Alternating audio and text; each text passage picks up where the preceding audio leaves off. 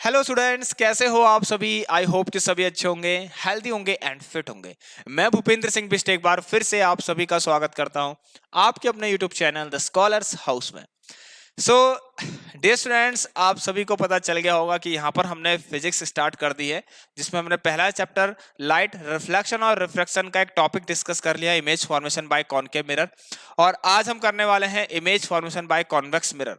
तो सबसे पहले तो आप इस इंफॉर्मेशन को, ठीक है, इस वीडियो को, इस लेक्चर को जितना हो सके अपने अपने दोस्तों तक शेयर कर दीजिए।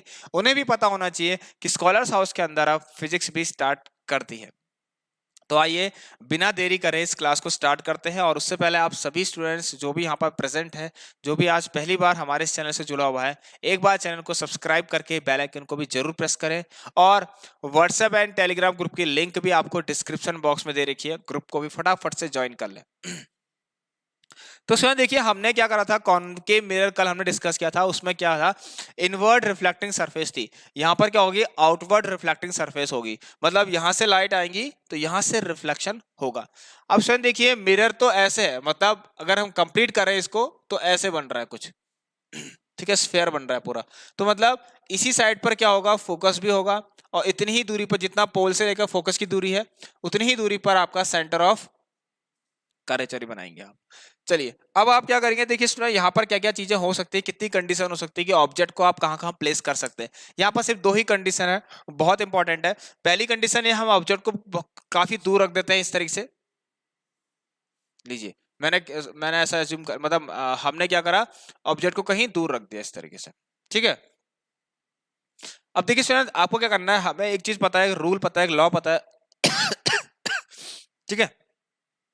हमें एक लॉ पता था स्टूडेंट्स कि जब भी हम किसी इंसिडेंट रे को प्रिंसिपल एक्सिस के पैरेलल ले जा रहे थे तो वो फोकस से पास हो रही थी, वो कॉनकेव मिरर में हो रहा था। लेकिन यहाँ पर क्या होगा स्टूडेंट, यहाँ भी ऐसा ही होगा, लेकिन यहाँ पर एक्चुअल में वो पास होते हुए नहीं दिखेगी, वो वर्चुअल पास होते हुए दिखेगी। हमें लगेगी कि हमें अपियर्स होगी, मतलब हमें अपियर होगी कि वो फोकस से पास हो रही है।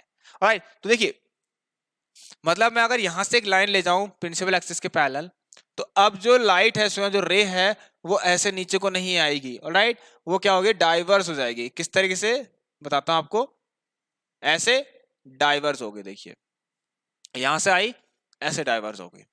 अब देखिए स्टूडेंट, जब आपने डाइवर्स किया और जब इस लाइन को आप, ठीक है, मीट करा रहे हैं, पीछे की तरफ एक्सटेंड कर रहे हैं, तो आपको ऐसा लगेगा, ठीक है ना, आपको ऐसा अपीयर होगा कि ये फोकस से पास हो रही है। तो देखिए, समझ गए आप लोग, ये एक्चुअल में मीट होते हुए, एक्चुअल में लाइन आपको यहाँ नहीं आते, यहाँ आते हुए नहीं दिखेगी। राइट, ये लाइन देखो वहां जा रही है। अब देखिए स्टूडेंट, मैं एक रे और ले जाता हूँ यहाँ से, ये ले गया। अब देखिए फिर से वही चीज, ये ऐसे डाइवर्स हो जाएगी। अब आपने जब इसको पीछे को एक्सटेंड करोगे तो आपको उससे लगेगा ये तो फोकस से पास हो रही है। तो स्टूडेंट, आप देख रहे हैं यहाँ पर लाइंस का एक्चुअल मीट नहीं हो रहा है, अब किसका वर्चुअल मीट हो रहा है एक तरीके से। मतलब एक्चुअल मीट कैसा होता था, कॉनकेव मिरर में होता था कि एक लाइन ऐसे आई और एक यहां से आई ऐसे करके, ये तो ये रिफ्लेक्ट होने के बाद एक्चुअल मीटिंग पॉइंट ये है, ये लाइन एक्चुअल वाली लाइन है। राइट, और ये पीछे को वर्चुअल लाइन जा रही है आपके। समझ गए आप इस चीज को। तो देखिए स्टूडेंट, ये जो इसका मतलब अभी जो इमेज बनी है, वो ध्यान से ना, वो कहाँ बनी है, एक तो आप कह सकते हैं क्या, बिहाइंड द मिरर बनी है, और फोकस, फोकस पर इमेज बनी है, फोकल पॉइंट पर इमेज बनी है। समझ गए आप सभी लोग, प्रिंसिपल फोकस पर क्या बनी है, इमेज बनी है आप लोगों की। ऑब्जेक्ट कहां पर था भाई, ऑब्जेक्ट कहां पर था, ऑब्जेक्ट था इन्फिनिटी पर, तो कहां बनी, एट, ऐसे ले जाते फोकस लिख लीजिए, या प्रिंसिपल फोकस।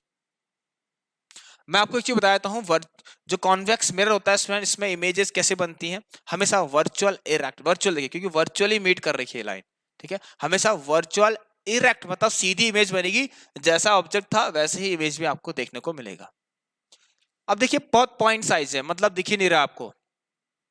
समझ गए, मतलब इमेज ऐसी थी छोटी, ऐसे हो सकती थी छोटी सी।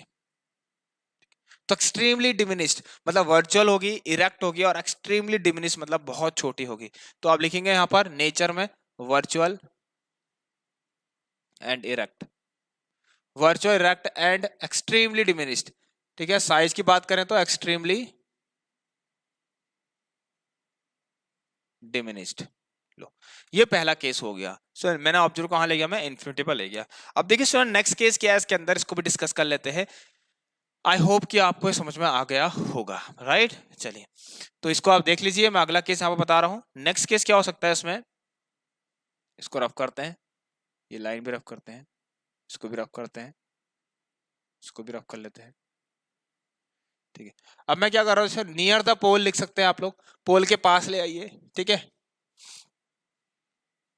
अगला केस में देखिए क्या है यहाँ पर, इन्फिनिटी, और ऐसा लिख सकते हैं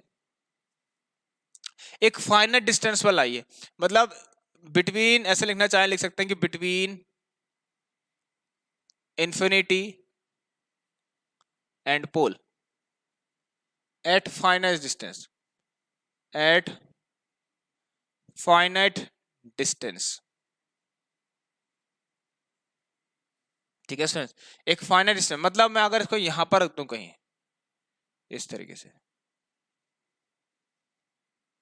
ठीक है स्टूडेंट्स, अगर मैं इसको यहां रख दूं तो अब देखते हैं क्या होगा। कैसा समझ में आया सबको? चलिए, नाउ सुन देखिए, अब आपको क्या करना है, फिर से आपको रेस ले जाना। मैंने देखिए क्या कर दिया, पोल के थोड़ा सा करीब ले आया, मैं पोल के करीब ले आया किसको, ऑब्जेक्ट को। देखिए सब वही होगा, आप ऐसे ले जाइए तो ये ऐसे बैक होगी। अब देखिए जो पैरेलल जा रही है, जो इंसिडेंट रे जो पैरेलल जा रही है, ऑब्वियसली वो कहीं ना कहीं आपको वर्चुअल पास होते हुए दिखेगी फोकस से। तो अभी तो ये डाइवर्स होगी इस तरीके से, अच्छा उसको पीछे को ले जाएंगे तो आपको ऐसा लगेगा कि ये तो फोकस से पास हो रही है, ठीक है। ये देखिए, नाउ सेकंड केस क्या है स्टूडेंट्स, इसका ध्यान देना आप लोग, ठीक है। देखिए अब क्या है, यहां पर मैं एक काम करता हूं स्टूडेंट, एक रे ऐसी ले जाइए आप, देखिए एक रे ऐसी होनी चाहिए, आपको बता रहा हूं, यहां से एक रे ऐसे ले जाइए, मतलब सेंटर ऑफ कर्वेचर की तरफ ले जाइए, ठीक है।